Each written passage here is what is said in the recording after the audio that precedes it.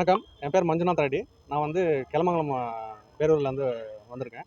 இப்போ வந்து எதுக்கு நம்மளோட கெலமங்கலம் ஸ்டேஷனுக்கு வந்திருக்கேன் அப்படின்னா, நேற்றைய முன்தினம் திமுகவை சேர்ந்த எம்எல்ஏ திரு அனிதா ராதாகிருஷ்ணன் எக்ஸ் மினிஸ்டர் அவர் வந்து ஒருமையில் பேசியிருக்காரு. நம்மளுடைய முதலமைச்சர் அவர்களையும் அவருடைய மனைவியும் வந்து ரொம்ப ஒருமையில் வந்து ரொம்ப ஒரு தகாத வார்த்தையில் வந்து பொது பேட்டியில் வந்து பொது இடத்துல வந்து இந்த மாதிரி வந்து ஒரு முதலமைச்சர் பேசியிருக்கிறது வந்து ரொம்ப கண்டிக்கக்கூடியது. ஸோ அதனால் அவர் மேலே வந்து நான் வந்து எஃப்ஐஆர் பதிவு செய்யணும். அவர் மேலே வந்து குற்ற நடவடிக்கை எடுக்கணும். இனிமேல் பப்ளிக்கில் வந்து நம்மளோட முதலமைச்சர் மாண்புமிகு ஜோசப் விஜய் அவர்களை பற்றி யாருமே வந்து இந்த மாதிரி வந்து ஒரு தரக்குறைவான ஒரு வார்த்தைகளை வந்து இனிமேல் வந்து யாரும் பேசக்கூடாது அப்படின்றதுக்காக நான் இன்றைக்கி வந்து கம்ப்ளைண்ட் கொடுத்துட்டு வந்திருக்கேன் அவர் மேலே. கண்டிப்பாக வந்து இதை வந்து பரிசீலித்து நம்மளுடைய காவல்துறை வந்து நடவடிக்கை எடுக்கும் அப்படின்ற நம்பி வந்து நான் வந்து இப்போது பேட்டி கொடுத்துருக்கேன்.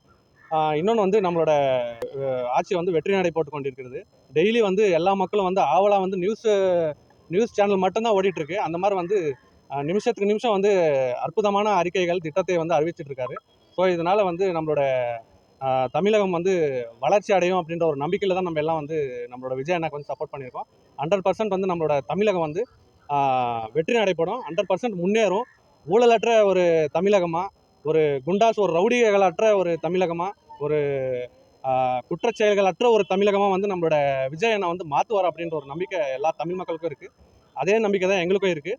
இதனால் வந்து இந்த மாதிரி வந்து டிஎம்கே கட்சியிலாகட்டும் வேறு எந்த கட்சியிலுமே வந்து நம்மளோட கட்சி ஒரு எம்எல்ஏவை, ஒரு மினிஸ்டரை, ஒரு சிஎம்ஐ வந்து இனிமேல் வந்து ஒருமையில் பேசக்கூடாது அப்படின்றத கண்டித்து நாங்கள் இன்றைக்கி வந்து ஸ்டேஷனில் வந்து கம்ப்ளைண்ட் கொடுக்க வந்திருக்கோம்.